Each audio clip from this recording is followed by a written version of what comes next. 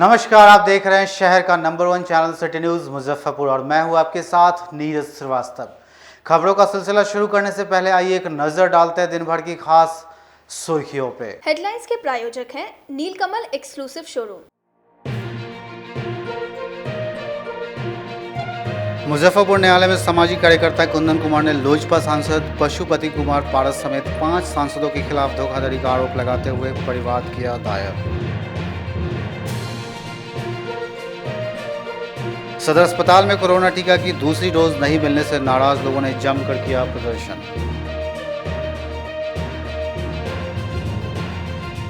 और कोरोना टीकाकरण में तेजी लाने के उद्देश्य से जिला प्रशासन द्वारा निजी स्कूल में मास्क ड्राइव अभियान की गई शुरुआत।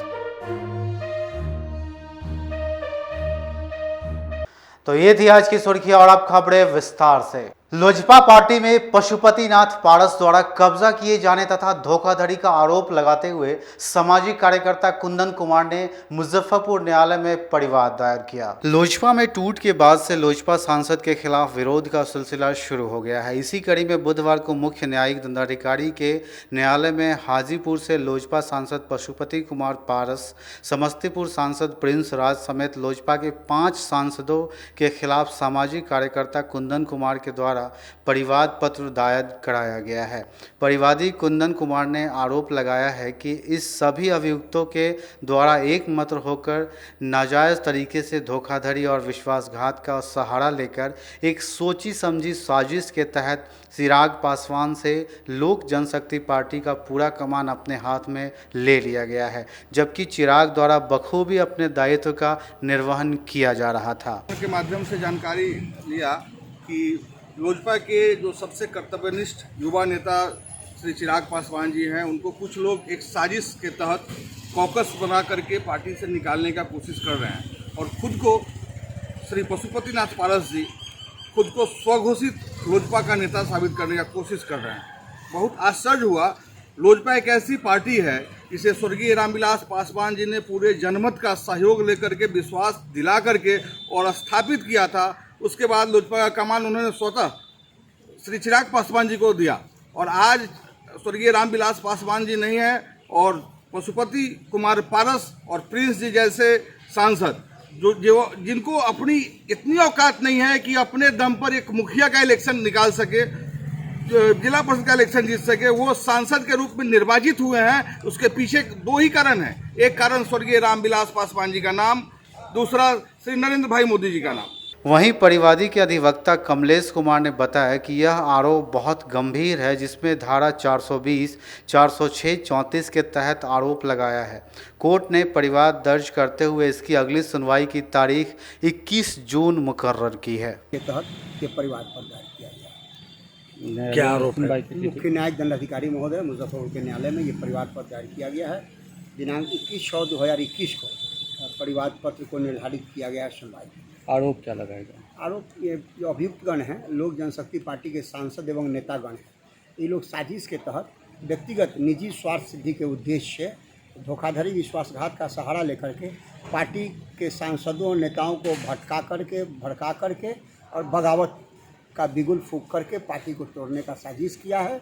यह जानते हुए कि पार्टी के राष्ट्रीय अध्यक्ष चिराग पासवान जी हैं, वो बखूबी अपनी जिम्मेदारियों का निर्वहन कर रहे हैं, पार्टी का संचालन ठीक तरीके से कर रहे हैं। बावजूद इसके नाजायज लाभ के उद्देश्य से ये इस तरह से बगावत का बिगुल फूके हैं, वो जो है ये उनके धोखाधड़ी और विश्वासघात का प्रमाण है।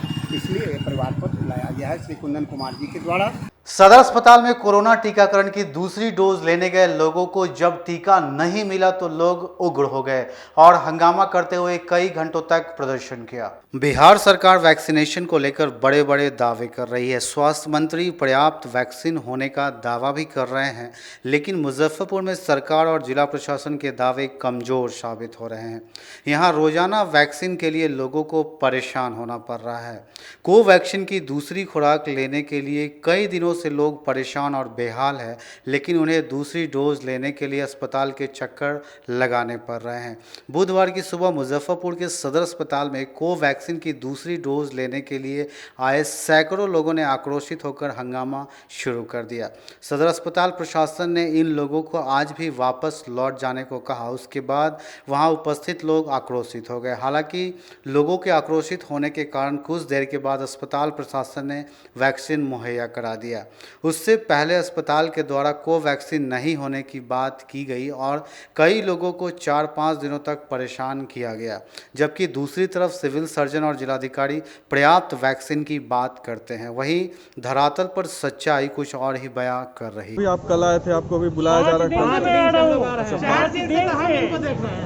5 दिन से मैं आ रहा हूँ और यहाँ वैक्सीन नहीं मिलता है। कल आइए, कल दे देंगे। तो वैक्सीन नहीं देने का क्या कारण बताया जाता है आपको? कोई कारण नहीं है। 45 प्लस को कभी दे रहे हैं, कभी 18 प्लस को दे रहे हैं। इनका जब मन करता है जिसको दे देते हैं। इस कारण से क्या क्राइटेरिया लेके देते हैं यही बताएंगे। 10 तारीख से हम भी आ रहे हैं। 10 तारीख से दौड़ रहे हैं। 10 तारीख से दौड़ रहे हैं। मेरा 8 तारीख में मैसेज किया, 10 तारीख से आए हैं। वो बता रहे हैं कि रोज आइए, 10 से 12 के टाइम में आइए। कोई व्यवस्था नहीं है वैक्सीन की। उत्तर बिहार में लगातार हो रही बारिश के कारण बूढ़ी गंडक नदी के जलस्तर में लगातार वृद्धि हो रही है। शहर के नदी से सटे इलाके में रहने वाले लोगों में दहशत का माहौल है। देखिए रिपोर्ट। तो रहता है, ऊपर से बारिश ही परेशान कर देता है। रहने के लिए छत नहीं, घर। या मेरा नदी किनारे में घर है, कितनी कटाव हो जाएगा तो कोई मेरा संपूर्ण नहीं है। गरीब आदमी के लिए रहे का साधन नहीं है सर। बिहार में मानसून आते ही कई इलाकों में जोरदार बारिश हो रही है, जिसके बाद से नदियां उफान पर है। लगातार हो रही बारिश से नदियों के जलस्तर में लगातार वृद्धि हो रही है। इस साल भी एक बार फिर से बाढ़ की विभीषिका को देखते हुए लोगों में पहले से ही खौफ का माहौल बना हुआ है। वहीं जब हमने स्थिति को जानने की कोशिश की तो शहर के बीचों बीच से बहने वाली बूढ़ी गंडक नदी के जलस्तर में लगातार वृद्धि हो रही है। हालांकि नदी अभी खतरे के निशान से नीचे है, लेकिन नदी के जलस्तर के बढ़ने से लोगों में भय का माहौल है। बिहार में लगातार बारिश हो रही है और बारिश के कारण नदियों के जलस्तर में काफ़ी वृद्धि हो रही है। मुजफ्फरपुर सहित कई नदियों उफान पर नहीं है, बल्कि अपना रूप धीरे धीरे दिखाती जा रही है। वहीं मुख्यमंत्री नीतीश कुमार ने 13 जून तक निर्देश दिया था कि बांधों की मरम्मत करा ली जाए, लेकिन समय बीतने के बावजूद अभी तक बांधों की कोई मरम्मत नहीं हुई है। बांधों में कई जगह कटाव शुरू हो गए हैं, जिस कारण अगर बारिश होती रही और जलस्तर में वृद्धि हुई तो बांध टूट भी सकता है। दिखाना चाहेंगे हम अपने ठीक बाएं साइड की तस्वीर, यहियापुर इलाके की तस्वीर है। आप देख सकते हैं कि किस तरीके से नदी की जो जलस्तर है उसमें काफ़ी वृद्धि हुई है। तकरीबन 6 से 7 फीट पानी बूढ़ी गंडक नदी में बढ़ी है। देख सकते हैं किस तरीके से पानी की जो रफ्तार है, लगातार जो बारिश हो रही है उसके कारण नदियों में काफ़ी वृद्धि हो रही है। मुख्यमंत्री नीतीश कुमार के द्वारा 13 तारीख को ही आदेश दिया गया था कि 13 तारीख तक ही जो भी डेंजर बांध है उनको जल्द से जल्द मरम्मत करा ले, ताकि इस स्थिति को झेलना ना पड़े। लेकिन शायद यह मुख्यमंत्री नीतीश सरकार का दावा कागजों पर ही सीमित होता हुआ दिख रहा है। अधिकारियों को इसकी कोई फिक्र नहीं है। लोगों ने बताया कि कोई भी अधिकारी न तो निरीक्षण करने आए, न ही किसी प्रकार का कोई मरम्मत कार्य हुआ। बारिश होता है तो ये कट रहा है नदी किनारे में, बहुत बुरी स्थिति रहता है। हम लोग बहुत बुरी स्थिति से जूझते हैं, कोई इस पर एक्शन नहीं लेता है। इसमें पत्थर वगैरह गिराना चाहिए जो इस पर कटाव वगैरह ना करे, लेकिन नहीं, यहाँ का कोई जो अगला होता है मुखिया वगैरह ये सब कोई नहीं ले रहा है एक्शन इस पर। बांध में लगातार कटाव हो रहे हैं, कोई टीम आया है मरम्मती के लिए? कोई नहीं आया, लेकिन दावा तो किया जा रहा है कि बांध की वो सिर्फ वो पेपर में आते हैं और ऐसा कुछ नहीं होता है। लोग कहते हैं यह करेंगे वह करेंगे, लेकिन करते कुछ नहीं है। घर में पानी घुसने के वजह से यहाँ लोगों का बहुत तकलीफ होता है। तकलीफ होने का मतलब है कि खाना पीना ये सब जो, और कहीं बाहर भीतर जाने के लिए बहुत परेशानी होता है। सरकार के सुनने के लिए कोई रफ्तार नहीं है। कि हम लोग के घर बांध नज़दीक में है, कटाव हो रहा है, सरकार इस पर कुछ अमल नहीं कर रहे हैं। कब हम लोग के घर कट जाएगा, दह जाएगा, उसका कोई ठीक नहीं है। गंभीर स्थिति रहता है, बाढ़ आता है तो हम लोग को चलने में बहुत मुश्किल होता है और ऊपर से बाढ़ तो रहता है, ऊपर से बारिश ही परेशान कर देता है। रहने के लिए छत नहीं, घर नहीं, रोड पे हम लोग को रहना पड़ता है। बांधे पर जाना होगा, कुछ साधन है ये नहीं है तो कैसे रहेंगे। आप लोगों ने सुना कि किस तरीके से लोगों में दहशत का माहौल है और जो बांध की मरम्मती की बात है वो सिर्फ कागजों पर है, सिर्फ खाना पूर्ति ही की जा रही है। अगर ऐसी स्थिति रही तो पता नहीं बाढ़ के समय में कैसे जिला प्रशासन और सरकार इससे निपटेगी। मैं अपने सहयोगी रिकेश के साथ Sonu Sharma, city news, Muzaffarpur. LIC के प्रधान कार्यालय में life insurance agent association of India के सदस्यों ने अपनी 20 सूत्री मांगों को लेकर काम का बहिष्कार करते हुए हड़ताल पर चले गए। अपने कर्तव्य का निर्वहन के दौरान कोविड से हुए अभिकर्ता की मृत्यु की दशा में 1 करोड़ रुपए की राशि परिवार को दी जाए। अनलॉक के दौरान लैप्स पॉलिसी बिना किसी ब्याज या फॉर्मेलिटी के पुनर्चालित करने सहित 20 सूत्री मांगों को लेकर बुधवार से life insurance agent association of India के बैनर के तत्वावधान में अभिकर्ता 16 जून से 30 जून तक बीमा संबंधी सभी कार्यों का बहिष्कार करते हुए विश्राम दिवस पर चले गए हैं। मुजफ्फरपुर शाखा इसके सचिव अमरनाथ प्रसाद ने कहा कि आज से अभिकर्ता और जमाकर्ता के विभिन्न जायज़ मांगों के प्रति भारतीय जीवन बीमा निगम प्रबंधन के उदासीनता के कारण फेडरेशन के राष्ट्रव्यापी आह्वान पर आंदोलन हेतु जाने को मजबूर हुए हैं। आज हम लोग यहाँ पर एकत्र होकर अपनी एकजुटता का प्रदर्शन किए हैं। अगर निगम हमारी बात नहीं मानती है तो हम लोग आंदोलन को और तेज करेंगे। पॉलिसी होल्डर के लिए हम लोग जो है डिमांड रखे हैं कि कोरोना पीरियड में कम से कम 3 माह का इंटरेस्ट माफ़ किया जाए। बिना फॉर्मेलिटी का अगर उसका पॉलिसी लैप्स हुआ तो उसको बिना फॉर्मेलिटी का लिया जाए। पॉलिसी होल्डर का बोनस गारंटेड किया जाए और अभिकर्ता के मरने पर अगर काम के दरमियान कोई मरता है तो उसको 2 करोड़ की सहयोग दी जाए। कोरोना पीरियड में हमारे बहुत सारे अभिकर्ता की मृत्यु हुई लेकिन प्रबंधन अभी तक उसका कोई ख्याल नहीं किया। मेडिक्लेम की बात है, मेडिक्लेम अगर कर्मचारी का होता है मृत्यु तो उसको जो है 2 करोड़ रुपया मिलता है। मेडिक्लेम में कैशलेस सहायता उसको मिलता है।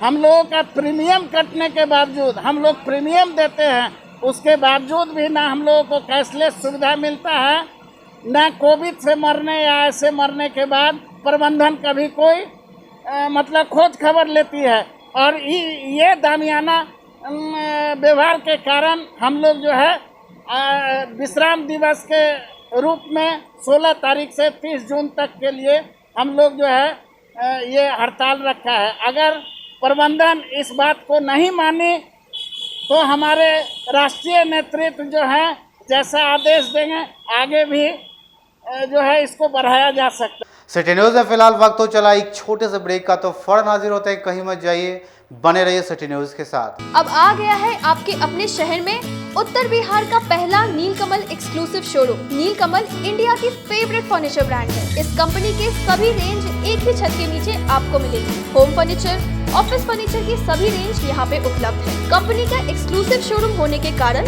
40% तक की विशेष छूट यहाँ मिल रही है। इसके अलावा 0% इंटरेस्ट के साथ बैंक से फाइनेंसिंग की भी सुविधा उपलब्ध है। तो देर मत कीजिए, एक बार हमारे यहाँ अवश्य पधारें।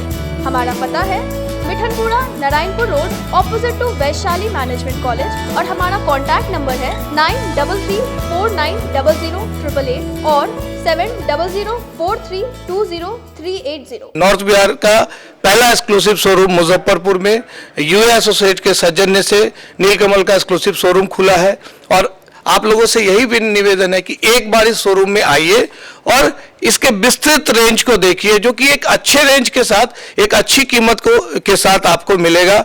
तो एक बार हम लोगों को आप सेवा करने का मौका दें।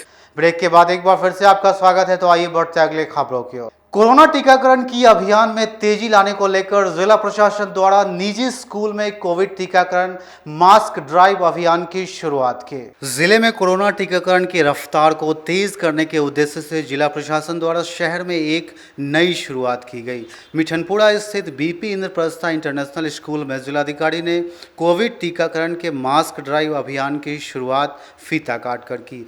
पहले ही दिन इस सेंटर पर तकरीबन 300 लोगों का टीकाकरण किया गया। जिलाधिकारी प्रणव कुमार ने बताया कि कोविड से बचाव को लेकर सबसे महत्वपूर्ण उपाय टीकाकरण है। जिला प्रशासन की ओर से लगातार टीकाकरण को लेकर लोगों को जागरूक किया जा रहा है। टीकाकरण का मास ड्राइव चलाया जा रहा है और हम सभी जानते हैं कि कोविड-19 से बचाव के लिए सबसे महत्वपूर्ण और मजबूत हथियार कोई है तो कोविड वैक्सीनेशन है। इस वैक्सीनेशन को लेकर लगातार गतिविधियां चलाई जा रही हैं और आज विशेष रूप से 16 तारीख को हम लोगों ने 300 टीकाकरण स्थलों पर 35,000 से भी ज़्यादा टीका करने का लक्ष्य रखा है। वहीं दूसरी ओर इस कार्यक्रम में स्कूल के निदेशक भी शामिल हुए। निदेशक सुमन कुमार ने कहा कि इस स्कूल में इस अभियान की शुरुआत की गई है, जिसके लिए जिला प्रशासन को धन्यवाद भी दिया। जिला प्रशासन ने प्राइवेट स्कूल में एक बीपी इंद्रप्रस्थ इंटरनेशनल स्कूल को ही चुना था, जिसके तहत हम लोगों को जब इन्फॉर्म किया गया डीपीएम और सिविल सर्जन ऑफिस से, तो हम लोगों ने अपनी तरफ से पूरी कोशिश ज़रूर से किया कि स्कूल के जो पेरेंट्स थे उनके पास हम लोगों ने ऑनलाइन क्लासेस जो चल रहे हैं उस पर व्हाट्सएप पे मैसेज भिजवाया। प्लस हम लोग के इंडियन एसोसिएशन ऑफ स्कूल्स के जितने भी स्कूल्स के मेंबर हैं, करीब करीब 800 से 900 स्कूल्स हैं मुजफ्फरपुर में जो हमारे संगठन से जुड़े हुए हैं, वैसे स्कूलों को भी इन्फॉर्म किया गया है। शहर के कलाकार अक्षत उत्कर्ष की मुंबई में संदिग्ध मौत की निष्पक्ष जांच किए जाने को लेकर अधिवक्ता एसके झा ने सर्वोच्च न्यायालय में जनहित याचिका दायर की। महाराष्ट्र के बॉलीवुड में संघर्ष कर रहे सिकंदरपुर निवासी कलाकार अक्षत उत्कर्ष की मुंबई स्थित फ्लैट में हुई संदिग्ध मौत की निष्पक्ष जांच के लिए जिले के मानवाधिकार अधिवक्ता एसके झा ने सर्वोच्च न्यायालय में जनहित याचिका दायर की थी, जिसके आलोक में सुप्रीम कोर्ट द्वारा बिहार राज्य विधिक सेवा प्राधिकार को 19 मार्च 2021 को कार्रवाई हेतु आदेश दिया गया था। तत्पश्चात बिहार राज्य विधिक सेवा प्राधिकार ने महाराष्ट्र राज्य विधिक सेवा प्राधिकार को अविलंब कार्रवाई हेतु पत्र लिखा है। इस पत्र को बिहार राज्य विधिक सेवा प्राधिकार के सदस्य सचिव बलराम दुबे ने 10 जून 2021 को जारी किया है। वहीं अधिवक्ता एसके झा ने बताया कि फिल्मी दुनिया से जुड़े कलाकारों का लगातार रहस्यमयी तरीके से मौत होना काफ़ी चिंताजनक है। विदित हो कि सुशांत सिंह राजपूत के मामले में मुंबई पुलिस की भूमिका को पूरे देश ने देखा था। मुंबई पुलिस पर विश्वास करना कहीं से उचित नहीं है। मामला यह है कि अपने मुजफ्फरपुर के एक फिल्म कलाकार थे अक्षत उत्कर्ष, जो कि मुंबई में काफ़ी वह स्ट्रगल कर रहे थे, बहुत ही अच्छा कलाकार थे। उनसे मुजफ्फरपुर वासियों को काफ़ी उम्मीद थी, लेकिन हुआ यह कि उनकी अब हत्या हुई या सुसाइडल केस है, क्या मामला है, यह मामला के तह में आज तक पुलिस जो है, मुंबई पुलिस कुछ बता नहीं पाया। इस कांड में एक अम्बोली थाना में कांड संख्या 485/20 उत्कर्ष के परिजनों के द्वारा दर्ज कराया गया और उस कांड में आज तक जो याचिकाकर्ता हैं उनका बयान मुंबई पुलिस के द्वारा, जिसे हम CRPC 161 के तहत जो उसका जो होता है प्रक्रिया, वो आज तक मुंबई पुलिस के द्वारा नहीं किया गया। शुरू से ही इस केस में नेग्लिजेंसी हो रही है अम्बोली थाना की पुलिस के द्वारा कि उनका प्राथमिकी भी दर्ज नहीं किया गया जहां पर घटना स्थल है। मुजफ्फरपुर में 0 FIR हुआ, 0 FIR के रिगार्डिंग अम्बोली थाना को भेजा गया और अम्बोली थाना एक 485/20 केस दर्ज किया। आज तक कोई तहकीकात नहीं हुई। इसको लेकर के हमने सुप्रीम कोर्ट ऑफ इंडिया में एक जनहित याचिका हम दायर किया, जिसके आलोक में सुप्रीम कोर्ट ऑफ इंडिया के द्वारा हमको याचिका नंबर 19/904 PIL हमको मिल चुका है। आज की खबरों में फिलहाल इतना ही। कल फिर मिलेंगे कुछ नई खबरों के साथ। तब तक के लिए इजाज़त दीजिए। हमारी पूरी न्यूज़ टीम को नमस्कार।